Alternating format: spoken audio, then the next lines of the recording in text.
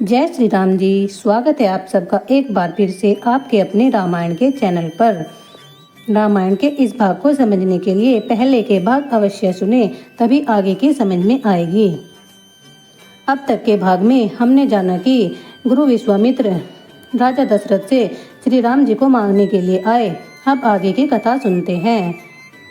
आप लोगों से निवेदन, प्लीज वीडियो को अंत तक देखें और लाइक, शेयर और सब्सक्राइब करना ना भूलें।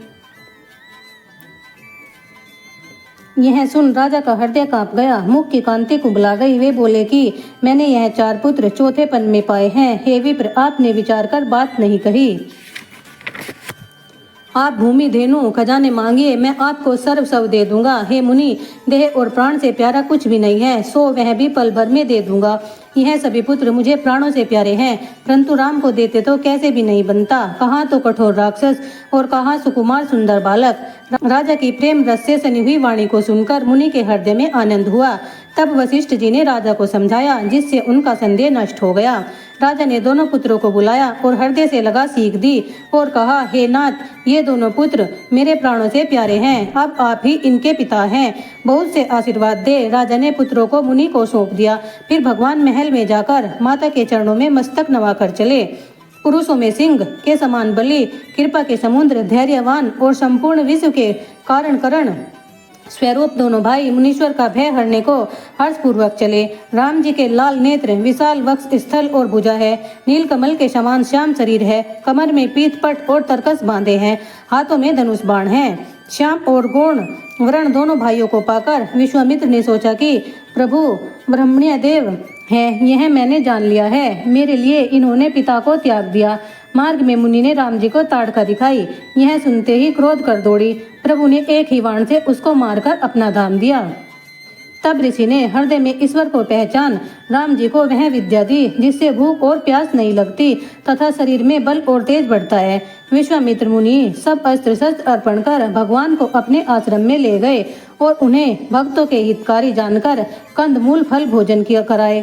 दिन निकलते ही राम जी ने मुनि से कहा कि आप निर्भय यज्ञ कीजिए। यह सुन सब मुनि तो होम करने लगे और आप यज्ञ की रक्षा करते रहे। तब क्रोधी मारीच राक्षस अपनी सेना को लेकर चढ़ आया। राम जी ने उसके बिना फर का बाण मारा, जिससे वह समुद्र पार 100 योजन पर जा पड़ा। फिर सुबाहु को अग्नि बाण मारा। छोटे भाई ने राक्षसों की सब सेना मार डाली। जब ब्राह्मण निर्भय हो तब मुनि देवता स्तुति करने लगे। ब्राह्मणों पर दया करके वहां कुछ दिन तक राम जी रहे। यद्यपि भगवान सब कुछ जानते हैं तो भी ब्राह्मण भक्ति के कारण बहुत सी कथा पुराण कहते हैं। तब विश्वामित्र ने आदर सहित कहा, हे प्रभु, चल कर एक और चरित्र देखिए। रामचंद्र जी धनुष यज्ञ सुनकर प्रसन्न हो मुनीश्वर के संग चल दिए।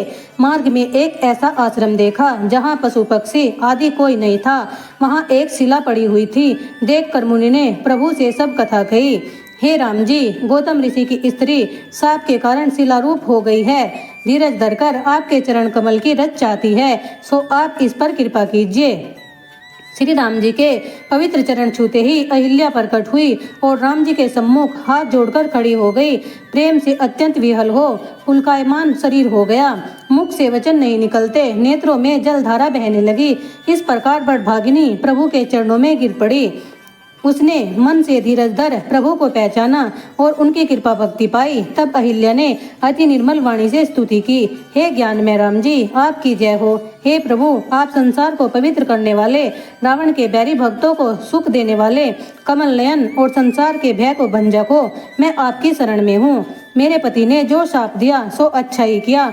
उनकी कृपा से मैंने भवभंजक प्रभु को नेत्र भर कर देखा, जिनके दर्शन का लाभ शिव जी जानते हैं। हे प्रभु, मेरी यह विनती है, मैं सिवाय इसके और कुछ नहीं चाहती। मेरा मन रूपी भरमर आपके चरण रूपी कमल के मरकंद का पान करना चाहता है। जिस चरण कमल से प्रकट गंगा जी को शिव जी सिर धारण करते हैं, जिन चरणों को ब्रह्मा जी पूजते हैं, वे ही चरण भगवान ने मेरे सिर पर धरे। इस प्रकार अहिल्या बारंबार भगवान के चरणों को प्रणाम कर मन वांछित वर पाकर आनंद मग्न हो पति के लोक को गई। अस प्रभु दीन बंधु हरि कारण रहित दयाल, तुलसीदास सटता ही भजू छोड़ी कपट जंजाल। तुलसीदास जी कहते हैं, हे मूर्ख मन, जो ऐसे प्रभु दीन बंधु निष्कारण दयालु हैं, उनको तू सब कपट जंजाल छोड़कर भज। फिर राम और लक्ष्मण मुनि के संग चलकर वहां गए जहां संसार को पवित्र करने वाली गंगा जी थी। भगवान ने छोटे भाई सहित गंगा जी को प्रणाम किया। फिर राम जी ने विश्वामित्र से गंगा जी की उत्पत्ति पूछी। मुनि बोले, हे राम जी, तुम्हारे कुल में एक राजा थे जिनका नाम सगर था। उनके दो रानी कौशिनी और सुमति नाम वाली थी। सब प्रकार से सुख संपत्ति थी, परंतु पुत्र न होने के कारण राजा दुखी थे। एक समय दोनों स्त्रियों को साथ ले पुत्र की कामना से राजा सगर वन में गए, जहाँ सुंदर स्थान में भृगु जी का आश्रम था, जो बड़े तपस्वी और तेज निदान थे। राजा उस वन में प्रसन्न मन से 100 वर्ष तक तप करते रहे और भृगु जी की अनेक प्रकार से स्तुति की। तब वे प्रसन्न हो बोले, वर मांगो। अपना दुख कहकर राजा ने प्रणाम किया। तब मुनि ने आशीष देकर रानियों से कहा, जो तुम दोनों की इच्छा हो वही वर मांगो। यह सुन रानियों ने कहा, महाराज, जो मन भावता वर है सो दो। तब कौशिनी ने एक पुत्र तथा सुमति ने 60,000 पुत्र होने का वर मांगा। राजा ने वर पाकर प्रसन्न हो हाथ जोड़कर चरणों में सिर नवाया। स्त्री सहित अयोध्या में अप्रसन्नता सहित कुछ दिन बिताए। अच्छी घड़ी में कौशिनी ने असमंजस नाम का पुत्र उत्पन्न किया। सुमति ने तुम्बी प्रकट की, उसमें 60 सहस्त्र पुत्र उत्पन्न हुए। पुत्रों को देख प्रसन्न हो मंगलाचार किए। प्रसन्नता सहित राजा ने दान दिया और विप्र, पार्वती तथा गणेश जी को पूजा। राजा ने अनेक सुंदर घृत के घड़े मंगाए और वे पुत्र सब उनमें रखे।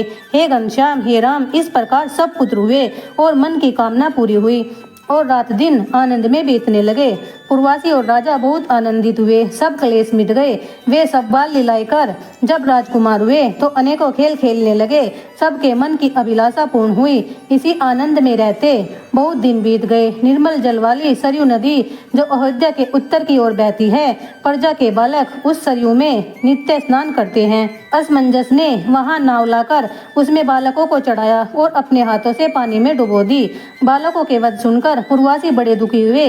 राजा के पास सब पुरवासी गए और चरणों में सिर नवाकर बोले, राजन, तुम तो प्रजा के पालक हो, पर तुम्हारा पुत्र सबका काल हो गया है। अब हम देश त्याग देंगे, क्योंकि बिना त्यागे क्लेश नहीं मिटेंगे। आपके पुत्र ने पुरवासियों के बहुत से बालक मार डाले हैं। आपको तो यह प्राणों के समान प्यारा है और सारी प्रजा के लिए शत्रु है। प्रजा की वाणी सुन राजा ने धीरज दिया और असमंजस को देश से बाहर किया। असमंजस के पुत्र का जगत में प्रभाव प्रकट था। गुणों का समुद्र अंशुमान नाम था।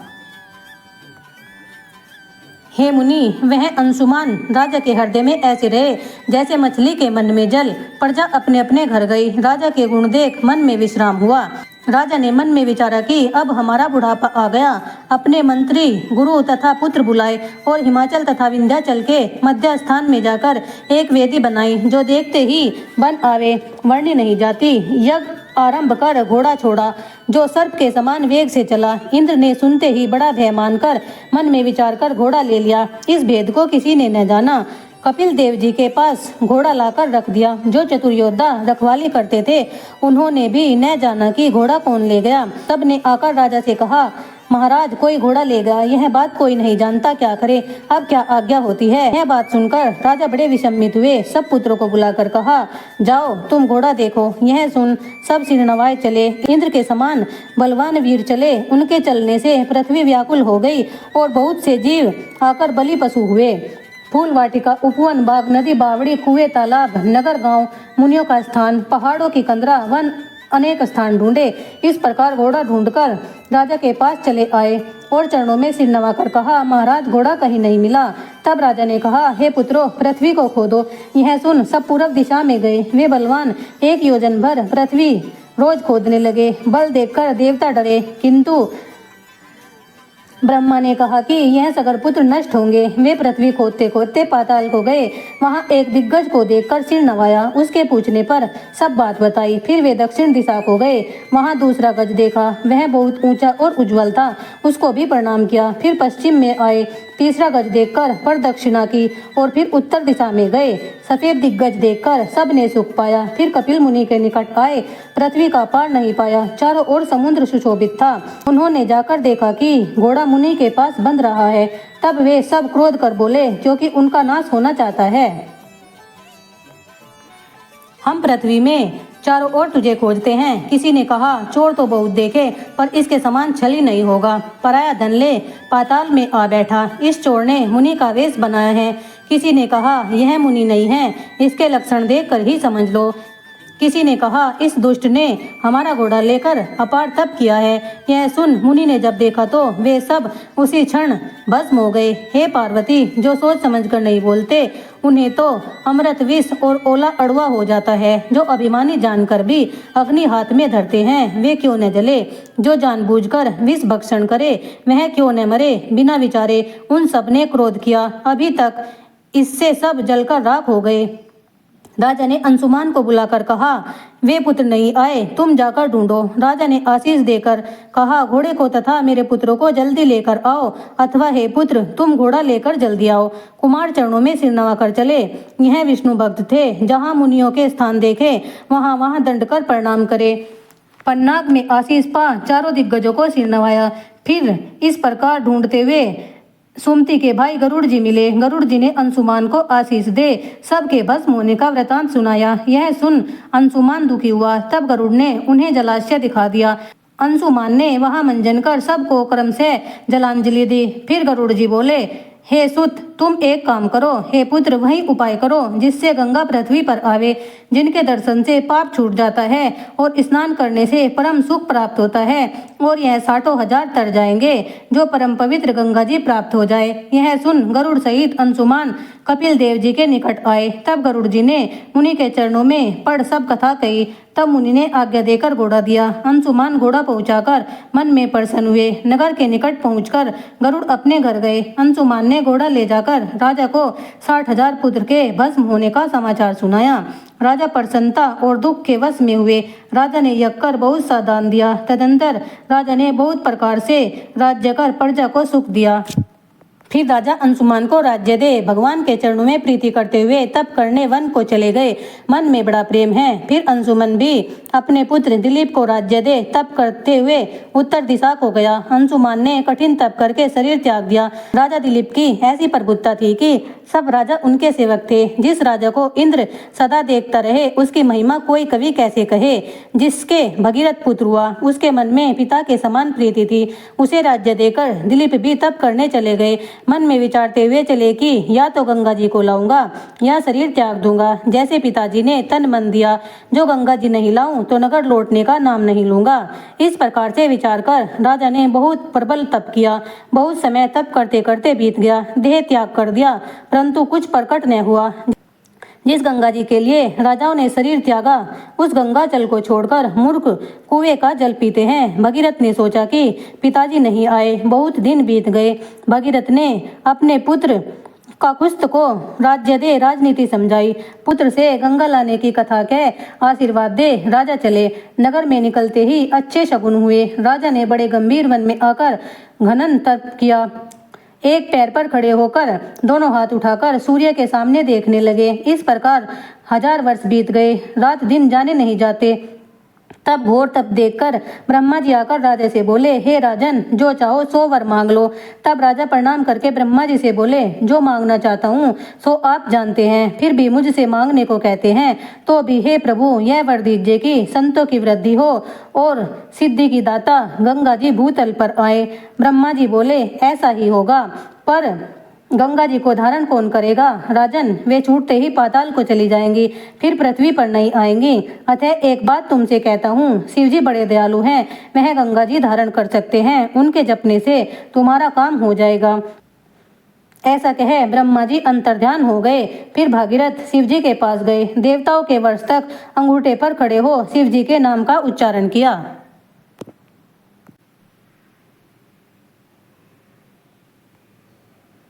तब शिव जी ने प्रकट हो दर्शन दिया। राजा ने हाथ जोड़कर विनती की। शिव जी बोले मैं गंगा जी को धारण करूंगा और फिर भगवान का ध्यान करने लगे। वहां ब्रह्मलोक में गंगा जी ने शिव जी के वचन को सुनकर विचारा कि शिव जी सहित पाताल को चली जाऊंगी, जाते देर नहीं लगाऊंगी। अंतर्यामी शिव जी ने अपने सिर पर अगम जटा बनाई। यहाँ भगीरथ ने स्तुति की तो कोमल वाणी सुनकर ब्रह्मा जी ने गंगा छोड़ दी। जय श्री राम जी। आज की कथा का समापन यहीं होता है। मिलते हैं फिर रामायण के अगले भाग में। और इसी तरह रामायण के भाग सुनने के लिए चैनल को सब्सक्राइब करना ना भूलें। प्लीज़ लाइक शेयर और सब्सक्राइब। Thanks for watching.